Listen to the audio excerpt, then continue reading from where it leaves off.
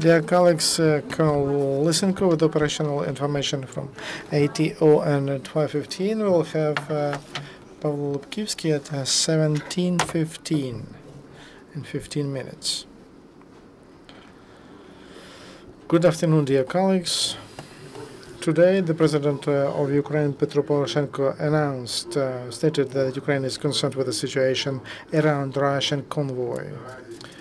Now, it has more than 100 trucks, and they came to the territory of Ukraine without custom clearance, border guards clearance, and without accompaniment by representatives of the Red Cross. Such steps are violation of international law. The head of the state expressed concerns with the security of that convoy, and Russian Federation and terrorists are responsible for that. At the request of Petro Poroshenko, Minister of Foreign Affairs Pavel Klink, head of the administration Boris Loshkin, contacted the Russian vis-a-vis. And our top officials expressed concern of Ukraine and suggested to Russia to turn the situation to make it in the framework of international law. Red Cross did not receive from terrorists that would ceasefire. We'll do everything possible for that not to bring to heavy consequences, stated the head of the state. Statement from the Ministry of Foreign Affairs on August 22. Russian Federation ignored international procedures and rules and agreements without the agreement and conveyance accompanying of Red Cross, as they started legally to bring in humanitarian cargo to the territory of Ukraine, despite the fact that border guards and custom officers started clearance of Russian convoy in the morning. Russian party was blocked by Russian military, and they were moved away from clearance of the rest of the trucks, despite the agreement, and they were wanted. They were invited to the territory of Russian Federation by Russian side. We are concerned with this. We're concerned with the security of our representative, but neither Ukrainian side nor Red Cross know about the content of those trucks, and there's the fact that Russian trucks came to the territory of Ukraine without bodyguards clearance, custom clearance, and the cargo was not transported to the Red Cross. That speaks about aggressive nature of Russia. As we underlined before, all responsibility for the security of the cargo, that is on Russia is responsible for that. From Ukraine did everything necessary in order to guarantee the security of that cargo. In order to prevent provocations, we provided all orders for that convoy to be moved secure. But despite all the efforts of Ukraine, until now we don't have a contact between general staff of Russia and Ukraine, and that is a critical, important to provide security for that convoy. We pay attention that possible route. Terrorists make more strikes. We don't know the content of agreements between Russia and Luhansk gunmen, and we don't exclude that there could be provocations. This is a violation of Russia of key principles of international law, and in non-interference in internal affairs of others, and compliance with international commitments. So we call all international partners to join the decisive condemnation of illegal and aggressive steps of Russian Federation. ATO forces continue fights to liberate Donetsk, Shakhtarsk, Toretsk, Ilovaisk, and Donetsk region. In Luhansk region, military activities are near Luhansk and in the districts of Stanitsa, Luhansk, Khalchevsk, and Pervalsk. There is operational activities of Ukrainian armed forces in cities of Luhansk region in Illyria, Mykolaiivka, Stanishna Luhansk, Ospienke, and Lysychy. In Luhansk, there are active mobile groups of ATO, and they find and destroy positions of gunmen. Flights to for Savarmahila continue, and also for Reshivat and Oslivka. There are fights for Ilovaisk, and according to operational information on the side of gunmen, Russian military men, and also in Luhansk, there are several wounded military men of Russian Federation. From Molodov-Radiansk to Luhansk, the column of Russian mercenaries is moving. There is one more column near Davidovo-Nikolsk. According to the information terrorist in both columns, they consist of Russian and Chechens. Russian mercenaries don't stop shelling civilians. Terrorists with mortars shell people when they get water from special water delivery vehicles, and they continue shelling Yasinowata coke chemical and Yasinowata machine building factory near they mined a gas line in Zaitsevo and Snizhnovo.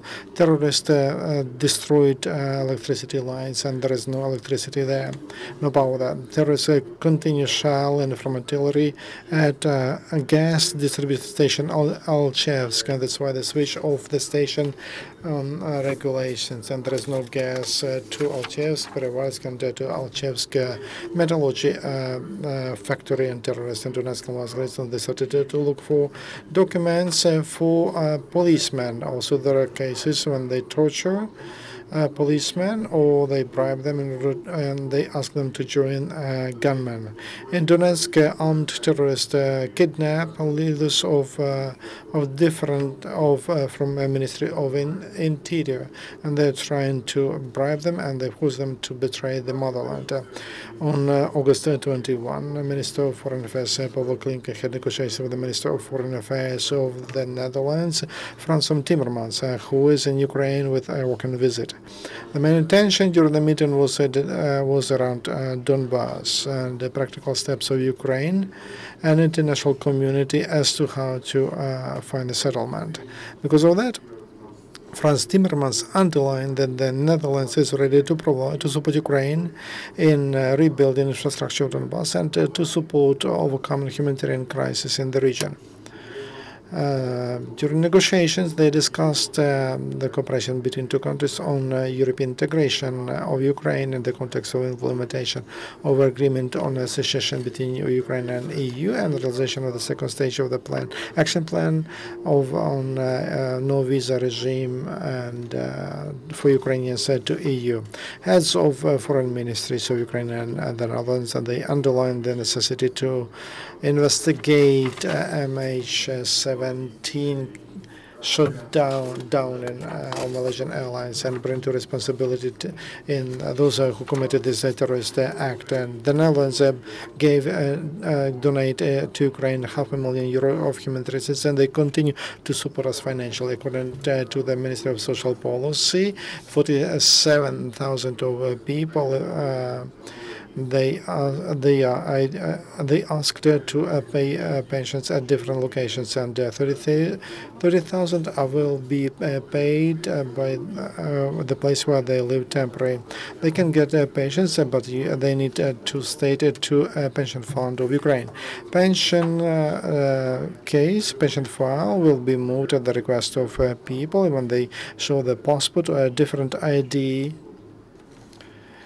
The main Department of National Guards of Ukraine, and they paid the tribute to the soldiers who died during ATO. During the last months, National Guards lost 32 military men. In Pokrovsky Church of Ukrainian Patriarchate, relatives of died soldiers got together to pray for their souls and for the memory of died military men. Their names forever will be in the list of military units where they served. This is all official information. Please, your questions. Channel 5, could you say what is the latest information about where the trucks are? More than 100 trucks. But where are they? We don't have information about where exactly they are, because they are on the territory which is still controlled by the terrorists. Ukraine doesn't know what's in the trucks. The Red Cross is not going with them, but will the Ukrainian side guarantee the safety for this convoy? This is a provocation, and they expect us to attack the convoy. We wait till when the whole convoy gets to Lugansk. If there are actions which go beyond the rendering of international assistance, even though they are violated, and if we find in the convoy some other equipment, not humanitarian aid, then the reaction will be different. We'll see. Any other questions?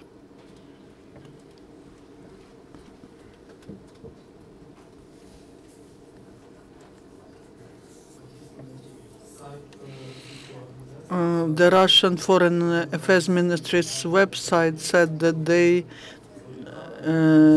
entered with this convoy to Ukrainian territory because Ukraine was delaying the legal processing. The site lied because Ukrainian border guards and the custom officers were doing all the procedures, and you know that the first 34 trucks were checked and inspected and ready to go, to be allowed to the territory. But the representatives of the Red Cross were not allowed to come to the convoy to inspect other trucks, and they were unable to execute their functions. What will be the reaction? The reaction of what? The reaction to this convoy entering the territory of Ukraine. The main reaction is not to provoke the conflict. The statements are being prepared, but the conflict is there. We work within the legislation and will do everything possible to stop this conflict by diplomatic way. It's very simple to shoot, but the consequences could be very destructive, and our leadership is doing everything so that the conflict is regulated via diplomatic routes. You said that 32 military of the National Guard perished in the last few months from the beginning of ATO. Any more questions? And there's information that near Novosvitlovka, the fire, the Ukrainian side started firing at the trucks, and they turned back. Do you have this information? No, we don't have that information. Is that it? Thank you.